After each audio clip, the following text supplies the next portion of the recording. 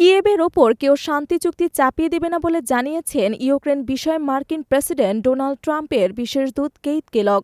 স্থানীয় সময় সোমবার বেলজিয়ামের রাজধানী ব্রাসেলসে পশ্চিমা সামরিক জোট ন্যাটোর সদর দপ্তরে সাংবাদিকদের একথা বলেন তিনি।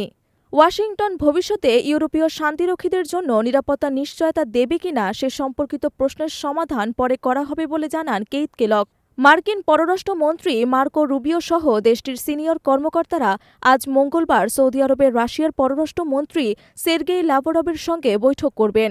এই বৈঠকে ইউক্রেন যুদ্ধ বন্ধ করা সহ যুক্তরাষ্ট্র রাশিয়ার মধ্যকার সম্পর্ক নিয়ে আলোচনা হবে। ট্রাম্পের বিশেষ রাষ্ট্রদূত কেইথ কেলগ বলেছেন তিনি চলতি সপ্তাহে কিয়েভে গিয়ে ইউক্রেনের প্রেসিডেন্ট ভলোদিমির জেলেনস্কির সঙ্গে সাক্ষাৎ করবেন। ব্রাসেলসে ন্যাটো সদর দপ্তরে কেইথ কেলগ সাংবাদিকদের বলেন, একটি সার্বভৌম জাতির একটি নির্বাচিত নেতার ওপর কেউ চুক্তি চাপিয়ে দেবে না। কেইথ কেলগ জানান ইউক্রেন বিষয়ে তিনি ইউরোপীয় মিত্রদের সঙ্গে কথা বলেছেন। ইউক্রেন নিয়ে যুক্তরাষ্ট্রের শান্তি আলোচনায় অন্তর্ভুক্ত হওয়ার জন্য ইউরোপীয় নেতারা ওয়াশিংটনকে চাপ দিচ্ছেন। তবে কেইথ কেলগের মতে সবাইকে নিয়ে আলোচনায় বসা সম্ভব নয়।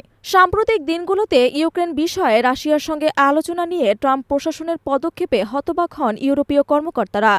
এ অবস্থায় ফ্রান্স, যুক্তরাষ্ট্র, Germany, Denmark, Poland, Italy, Spain, নেদারল্যান্ডসের নেতারা গতকাল সোমবার প্যারিসে জরুরি বৈঠক করেন। এই বৈঠকে ন্যাটো ও ইউরোপীয় ইউনিয়নের শীর্ষ কর্মকর্তারাও অংশ নেন। যুক্তরাজ্য, সুইডেন ও জার্মানি বলেছে তারা ইউক্রেনের শান্তিরক্ষী পাঠাতে আগ্রহী।